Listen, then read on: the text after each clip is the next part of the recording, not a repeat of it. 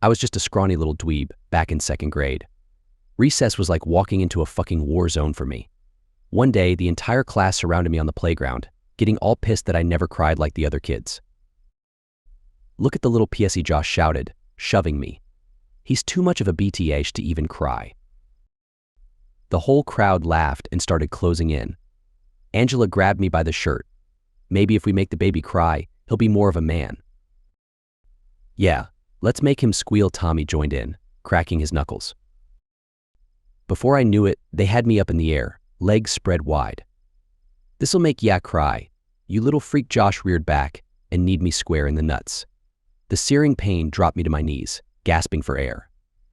But I'd be damned if I gave them the satisfaction of tears. The beating went on and on that recess. They took turns wailing on me, punching, kicking, you name it. The whole ducking class got their licks in, chanting cry. Cry like a pack of goddamn hyenas. But I never did. Maybe I'm just built different, cause by the end, Josh was the one blubbering with a bloody nose while I just had a split lip. Angela and her little mean girl posse all had mascara running down their faces from the waterworks. "What's wrong with you?" Freak, Tommy spat between heaving breaths. "Why won't you just cry already?" I just shrugged and wiped the blood from my mouth. "Hurts like a bitch, but I ain't no little pussy like you fucks." That really set them off, but the bell rang before they could get another round going.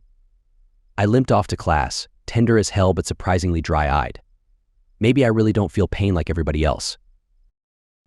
A few years later, that same toughness came in handy when I made the 5th grade softball team. Yeah, I was still a string bean, but I could chuck a mean fastball. The coaches made me one of the pitchers, along with Joey Diaz, the cool kid that everyone idolized. Truth was, I had a better arm than Joey. But before our next game, the whole damn team pulled me aside by the dugout. "Listen up," Twig Frankie sneered, getting right in my face. "We want Joey pitching today, not you." "Yeah, you heard him," Mike grabbed my shirt. "If you know what's good for you, you'll stay off that mound." The rest of the guys closed in, cracking their knuckles menacingly. Samantha, the first baseman, stepped up too. "Make one move to take Joey's spot, and we'll make you cry like the little bitch you are," she hissed. My jaw clenched, but I didn't back down. Why all are fucking stupid if you think I'm gonna just. Bam. Frankie's fist caught me in the gut, dropping me to my knees. The others laughed and kicked me while I was down. "That's just a preview," Dillwheat Frankie shouted. "Don't show up today, or there's more where that came from." I showed up to that softball game battered, but defiant as ever. When the coaches asked why I had a shiner, I just muttered, walked into a door like always. Game time came, and sure enough, Joey was warming up on the mound. The team shot me a smug look, like they'd already won. Frankie mouthed, "Your funeral," as I grabbed my glove. I wasn't having it though. No way was I missing my turn to pitch after all the work I put in. "Joey, you're on deck," I barked over to him. "I'm starting this one." You could have heard a pin drop. The whole team just gaped at me like I'd grown a second head. "You deaf or something?" Twig Frankie blustered, fists already clenched. "We said we'd pound you if you pitched instead of Joey." I spat a thick loogie at his feet. "Then pound away, bitch. I ain't backing down." Frankie saw I wasn't kidding and his face went beefy red. The rest of the guys closed in, cracking their knuckles. I could see the coaches eyeing us warily. "Have it your way," Freak Frankie growled. "Just don't go crying to your mommy when we're done." I tuned out Frankie's threats and took the mound, determined to show that idiot team of mine what a real pitcher looked like. That first batter stepped up looking cocky as hell, expecting some lob from a scrawny loser like me. Big mistake. I went into my windup and fired a blazing fastball right down the heart of the plate. The batter didn't even have time to swing before the catcher's mitt was popping. "Strike one," the umpire bellowed. The batter's arrogant smirk turned to shock. Behind him, my teammates were muttering in disbelief. I just pounded my fist into my glove, locked in. Pitch after pitch, I blew that game wide open. My arm was an absolute cannon, mowing down batter after batter. Some swung so hard they ended up spinning like tops. Others just gaped at me, frozen by my heat. By the time the final out was recorded, I had thrown a friggin' no-hitter. The opposing team could only shake their heads as they trudged off, utterly embarrassed. As for my teammates, they were totally silent, staring at me like I was a creature from another planet. That is, until the coaches came running over, slapping me on the back in congratulations. That seemed to shake the guys out of their stupor real quick. The celebration was short-lived. As soon as the coaches and parents cleared out after the game, my teammates closed in around me with murder in their eyes. "You just had to show us up, didn't you, freak?" Frankie snarled, shoving me hard in the chest. I stood my ground. Maybe if you jalapeno pussies could throw harder than a little kid. Wham! Frankie's fist split my lip open before I could finish. The other guys piled on, raining down kicks and punches from every angle. I curled up trying to protect my head, but the blows just kept coming. "I think you're so badass, fucking show off, cry, bitch. Cry." On and on it went. Every time I'd start to get up, they'd stomp me back down again. By the end, I was a busted, bloody mess. Pretty sure I had a couple cracked ribs too from all the kicks to my gut. Finally, they let up, heaving for breath and flexing their bruised knuckles.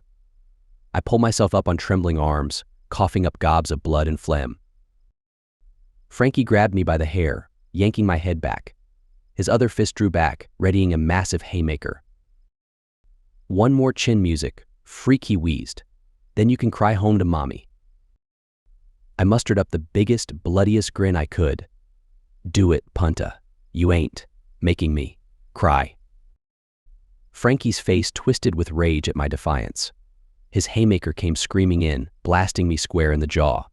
White, hot pain exploded through my head as I crumpled to the ground, barely conscious. I could taste the iron tang of blood pooling in my mouth as the other guys took their final shots, kicking me viciously while I was down. The blows reverberated through my bones, fiery agony searing every inch of my body. "Give it up," freak Samantha's voice cut through the ringing in my ears. "Just let it out. Cry like the little baby you are." Distantly, I was aware of them waiting with bated breath, expecting sobs or whimpers of pain. But I wouldn't give them that sick satisfaction. Despite the haziness clouding my mind, I was acutely aware of my defiant spirit still burning fiercely. Through bloodied lips, I mustered up the most mocking smile I could. That all I rasped, "You pea pussies, got." An outraged roar rose up from the circle around me.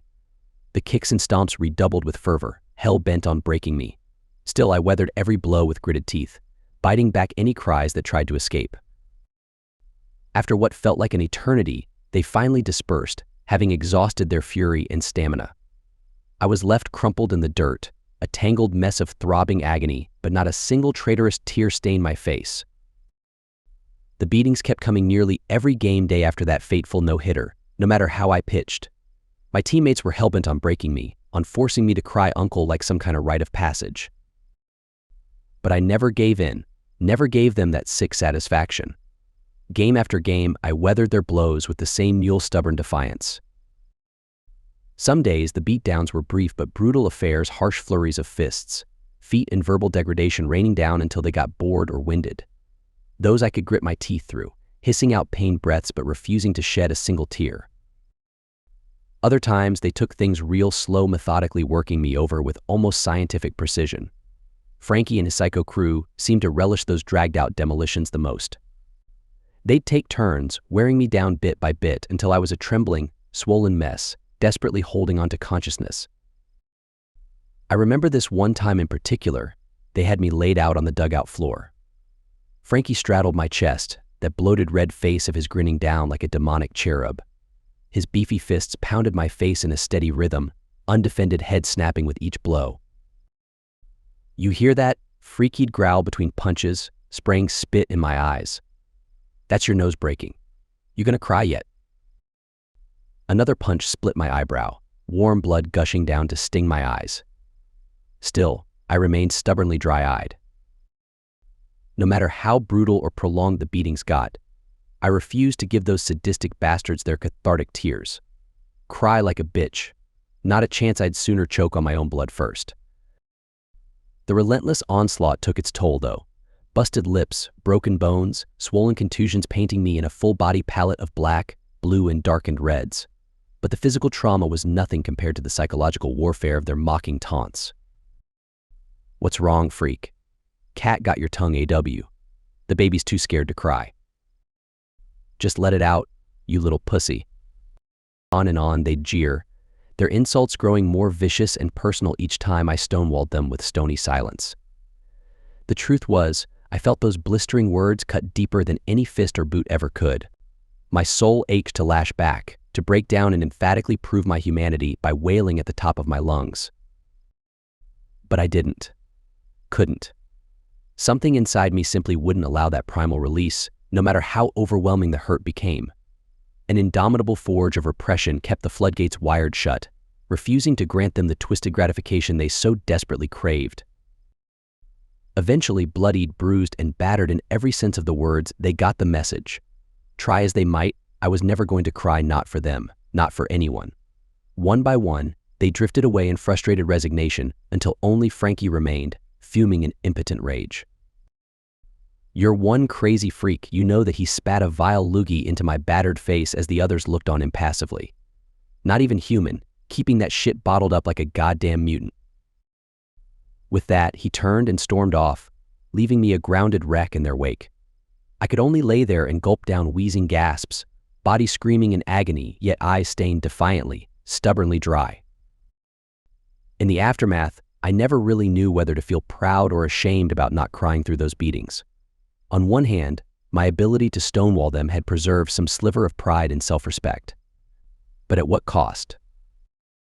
As I limped home that night, every gasping breath felt like red-hot pokers gouging my ribcage. My face had ballooned into an unrecognizable, mottled mask of contusions. Moving my jaw to so much as speak unleashed a firestorm of electric agony. Yet not a single tear stung my swollen eyes. My own father could barely recognize me when I trudged through the front door. "Jesus, Mary, and Joseph," he rasped, paling at the sight of his battered son. "Mikey, what the hell happened?" I couldn't bring myself to speak, just shook my throbbing head and slumped against the wall. Mom came rushing in, hands flying to her mouth in horror before the waterworks started.